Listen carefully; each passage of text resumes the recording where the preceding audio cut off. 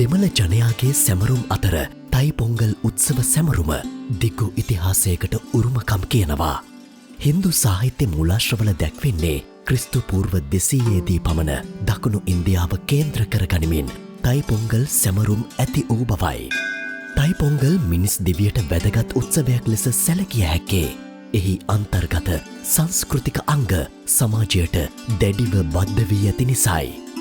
දින කිහිපයක් පුරා පැවැත්වෙන තයි පොංගල් සැමරුම් චාරිත්‍ර ඉටු කිරීමේදී ඔවුන් කෝවිල් වෙත ගොස් ආශිර්වාද පැතීම නිතැතින්ම සිදුවන්නක්.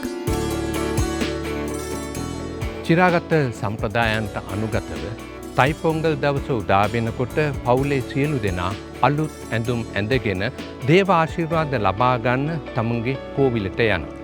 මේ යාපනයේ තෙල්ලිප්පලේ ශ්‍රී දුර්ගා දේවී කෝවිල.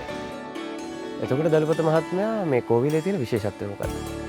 තෙල්ලිප්පලේ ශ්‍රී දුර්ගා දේවී කෝවිල අවුරුදු 650කට වැඩි දිගු ඉතිහාසයකට උරුමකම් කියනවා. ඒ වගේම තමයි ඉන්දියාවේ කාසි දේශයෙන් තමයි මෙහි පිළිමය වැඩම කරයි කියලා කියන්නේ. ඒ වගේම තමයි අවුරුදු 650ක් කියලා කියන්නේ ඓතිහාසික පුරාවිද්‍යාත්මක ස්ථානිකුත් වෙනවා. අනික් අතින් දැන් අපි දේව සම්ප්‍රදායට අනුව විවිධ දෙවි දේවතාවුන් වැඩ වාසය කරන ස්ථාන ගැන කතා කරන ගාථා තියෙනවා.